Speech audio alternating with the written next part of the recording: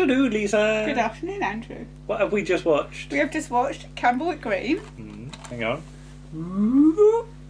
Camberwick Green. Why is Windy Miller on the cover? Is he the most famous one, do you think? I would have thought so. Okay. But we didn't watch Windy Miller. Well, we did see some Windy Miller. Windy Miller was in it. But today we watched Roger Varley The Sweep.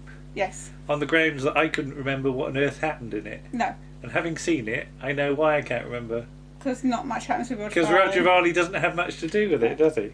No. But hopefully people know what Camberwick Green is. And we did do an article on it. Yes, we did. Some time ago. If you want to know more about the Camberwick Green, though, there's some nice stuff in this book, Camberwick Green Procrastination Society, by Tim Worthington. And there's a nice picture of Peter the Postman on the back.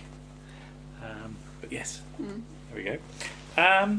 But we start, as always, with the scary clown doing his...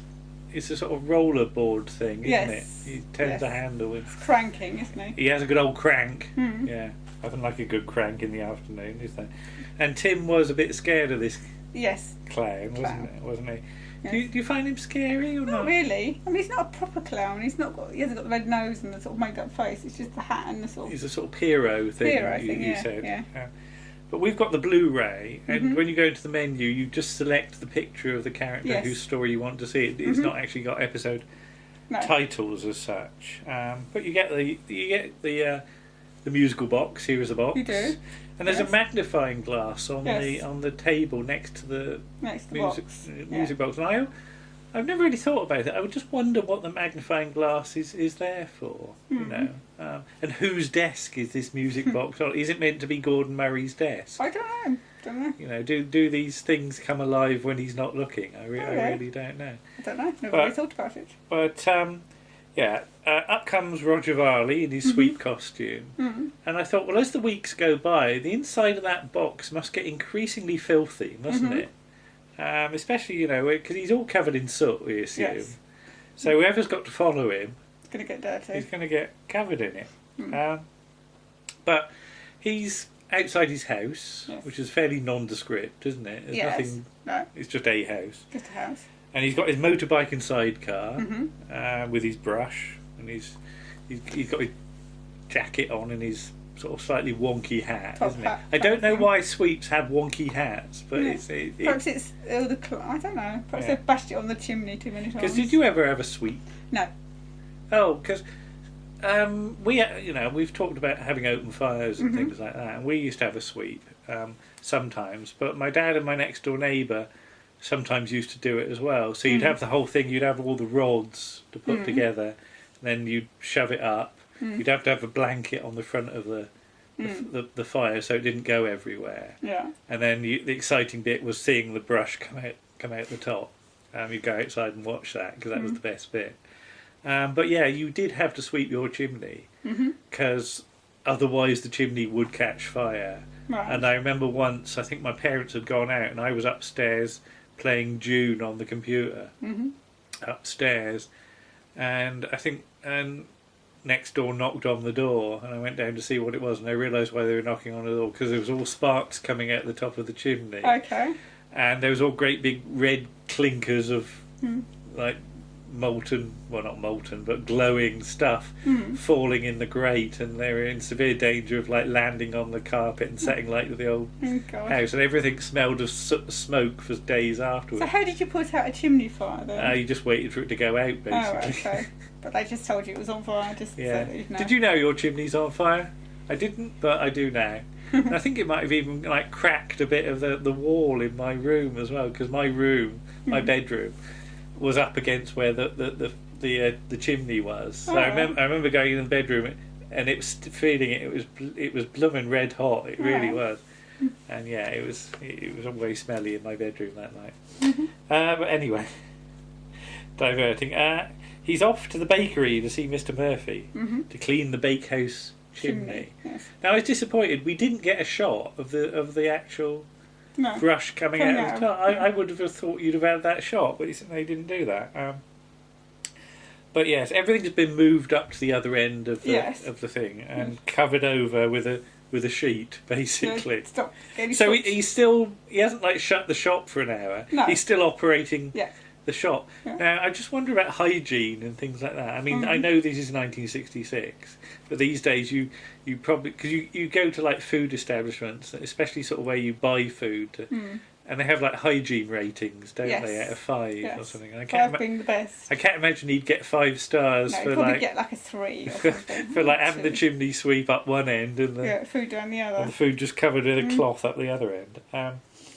Good old days, you see. Yeah, I know. But yeah, Windy Miller turns up on his penny farthing, because it's a penny farthing tricycle, isn't it? Which is unusual. Big wheel at the front, two Little wheels little at the wheels at the back. back. And he wants a dozen donuts. But eventually they find the donuts because they can't see where they are. He starts to keep living there and going, no, no, it's not that end, there. not there. He gets 13 in the end, and that's the old baker's dozen, Yes. isn't it? That's a lot of donuts to eat on your own. Yeah, if they're just for him, he must be. I don't know what's wrong with Perhaps him. it's to mop all the cider up. That's true. Donuts and cider Donuts is and cider. two staple things. Yeah. You know, all the food groups there: vitamins, carbohydrates. Sugar. Don't know about protein, but never mind. But yeah, those donuts don't look very nice, do They they? look quite dark, unless they're chocolate donuts, of course. Oh, maybe. But, yeah, they they are look like quite they've been dark. burnt, basically. Been in the oven too long. Yeah. And the thing about the baker's dozen, you know why there's a baker's dozen, isn't there? No. Because there were laws about you had to sell like stuff of sufficient weight. Oh, right, so it's to make the So weight up. it's to make sure that you're selling the amount of weight that people ask for. So it's to do with, I think, bread and stuff like that. So one of those really old things that if you sold 12, you might be under the weight and you could get nicked for it. But if you sold 13, you were pretty likely to be overweight. I think it's like that. I like the way Windy says, "Please charge it to my account" as well. It just goes off. Yeah. So I assume he's got an account. But, Well, I don't think. I just like the Mr. idea of Murphy Windy let coming him in and then sort of, contactless, you know. Yeah. Beep. Beep. You don't shush it, you beep it. Do beep it, all right. But Windy's flu needs urgent attention, apparently. Yes, he goes out and then comes back a few things about it and said to Roger Varley. Roger Varley, can you come and give me a good seeing to, basically? do my flu. Yeah. There's loads of soot on the floor. So he didn't put a sheet down. yeah, I like the way he just says, "It's done, I'm going. Yeah, bye. You deal with the rest of it." He doesn't clean up after himself. So if he was on checkertrade.com, I wouldn't give him much for cleanliness. He'd get like nothing for cleanliness. Yeah. 2 soldier boys turn up from Pippin Fort. Apparently it's Sergeant Major Grope's birthday and they want to do him a special cake. Yes. I like the way we don't find out what the cake design's going to be till right at the end. So Mickey goes over, turns on the tap to clean up. No water. No water. So we've totally diverted off now. Yes. Roger Varley's gone off. Yeah. You're not going to. I was expecting it to follow him about. Roger Varley and to go to. And the now mill. you're stuck with Mickey Murphy again and his problems. Yes. So he goes outside to borrow some water from Mr. Caraway. You ain't got none. He stood there with a bucket in his hand. Yeah. Mr. Caraway hasn't got any. Neither's Mrs. Dingle at the post office. Dr. Mop, they've all got buckets. All buckets, yeah. Mrs. Honeyman's having a good Honeyman old gas. gets involved like she always does. Yeah, she gives gives the baby to Peter the postman. Yeah. She don't like holding that baby. As soon as she can get rid of it, she gets rid of it. It's a gigantic baby though, isn't it? It's Yeah, like really huge. It's nearly the size of her. I think now this is getting a bit League of Gentlemen, but you never see Mr. Honeyman. Right. I think he's the baby. Okay. I think she hasn't got a real baby. Right. I think she's wrapped him up in like swaddling clothes and is carrying him about, having drugged him, and she just gives him to people to hold. He's not that big, the baby. He could be. Unless Mr. Honeyman's really small. I think he is, and I think she's like done something to him. Okay. That's why you never see him. This has got weird. This has got weird, hasn't it? But she says that the water went off 3 weeks ago. According to her diary, she wrote it down in her That's diary. very exciting. And it also went off 4 weeks before that. So I love the fact she's got a water diary. Water diary. When all times the water's gone off. So Camberwick Green has turned into a massive disaster area, hasn't Yes. it? You know, Yes. you almost expect like buildings to be on fire and like sort of the army trucks slewn into the side of the road or something. You know. Bodies everywhere. But yeah, this is as bad as it gets, really, I think. Then the waterboard turn up in a gigantic truck. I'm amazed they can get down from it. It's, like, it's really, really tall.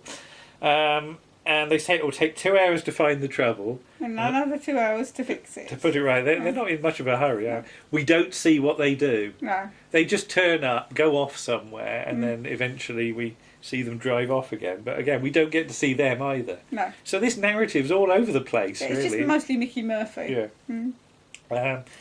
But off they drive at, top speed to Colley's Mill. Yeah. 3 miles an hour. 3 miles an hour. Which is good, because you've got no seatbelts or doors in the cab. Yeah, I said no seatbelts, and you said, well, there was no law about seatbelts then. But yeah, you could easily fall out and go under the wheels of the... Yeah, because there's no doors. Truck. But then it's like the helicopter as well. Yeah, there's no doors in the helicopter. Remember the helicopter from Mr. Dagenham, the salesman? Yeah. He could fall out of that anyway. So, yeah, everybody basically...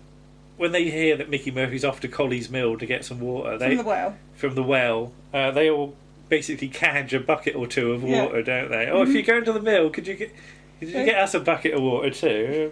I've just put bloody freeloaders, Solve your own problems. Don't expect it. Don't push it all on him. So, Mickey, Paddy, and Mary go off. Who's looking after the shop at this point? No, they've just left the door open, I think. So can anybody go in and steal loads of cake? And steal sooty donuts, yeah. Not that there's any donuts There's no donuts left. Windy Miller's got all of those. But Windy Miller says it's lucky to touch a sweep on the collar. Because they get there and he says, what's the problem? And they say they need some water. Yeah. And then Roger Varley comes out the door. So they touch Roger Varley's collar with no permission. Yeah. These days you'd get in trouble for that. Yeah. Don't do that. And it's only Mickey that does it anyway. Yeah, it's not. Farmer Bell arrives with his milk churns, which coincidentally happen to be empty. Yes. Why does he leave them at Windy Miller's?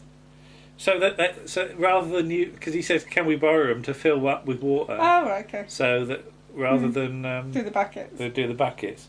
Paddy then touches Roger's collar as well. Stop it. Collar. I haven't got a collar. Well, get one. And amazingly, all the soldier boys turn up. Yeah. With a pump. With a pump, which we've never seen before. Yes. And they pump the water from the well into the Well, the pump is for fire drill, isn't it? So they want to have a go with Windy's duck pond. I hope they don't suck up any ducks when they're doing it. Suck any ducks, but they said, before you do that, can you fill the milk churns from the... From the well. I hope the milk churns have been cleaned out properly and they haven't got a load of stale milk at the bottom. Otherwise... if you put a load of water in there, you're just going to have horrible contaminated water and everybody's going to be ill. So, but eventually they get the water back. And I love the fact that he starts making the cake and almost immediately the water comes back on. Yeah.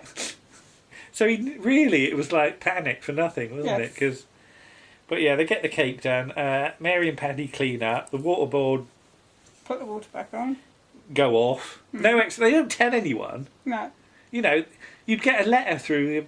Yes, the water's going to go off for a little while and then it'll come back on. Yeah, we've had the water off, but they let you know. You tend to get told, but isn't it the thing? It might be a bit cloudy at first. You've got to run it to let it all settle because it. But yeah, the water's flowing. Then we do a hard cut to Sergeant Major Grout's birthday party. Which frankly hasn't got the best attendance in the world, doesn't it? And it just seems to be everybody involved in this episode. Yes. There's some very odd-looking streamers all around the top. Hang on, there we are. There's some streamers all around the top of the room. I don't know where this room is. I presume it's in the fort. Pippin Fort, yeah. But it's quite nondescript. It's sort of null space, isn't it? It's all white and there's a few benches that everybody's sat at. But yeah, in comes the cake. Now, when they said they were going to get a cake, I imagined it was going to be like Vampires in Venice, that they were going to push in a massive cake, and then a special soldier boy would leap out of the cake. That's just a waste of a cake. For Sergeant Grout's pleasure. That's a waste of a cake. Yeah. Because there's not a real cake in Vampires in Venice. It's just like a pretend cake. It's a pretend cake. With Matt Smith inside. Maybe Matt Smith could come in. There's a soldier boy outside in a bikini. Very nice lad. Diabetic. Yeah. It's all that cake he's at. But the cake actually is in the shape of a big pink cannon, isn't it? Oh, is it pink? It's very pink. Okay. It's a very big pink cat with a big barrel. I'll say no more. And that's it, really. Then we cut back to Roger Varley, who's had no involvement in the story who has had nothing to do with this. I'd get this under the Trade Prescriptions Act, but he's just nothing to do with him at all. And then you get the end credits with the clown winding them on. But here's a thought. Tim didn't like the clown. No. But I think the clown's had quite a good influence on me, because he'd wind the thing and a name would come up and he'd go, and he'd read the name, he'd wind it, and he'd read the next name. Yeah. And that, I think, is why I read end credits. Okay. Because the clown acknowledged within the fiction of Camberwick Green that those people were important. You see, yeah. The clown gave them the attention they deserved. So there you go. Right. Yes, well, there you go. That's it. Quite fun, but yes.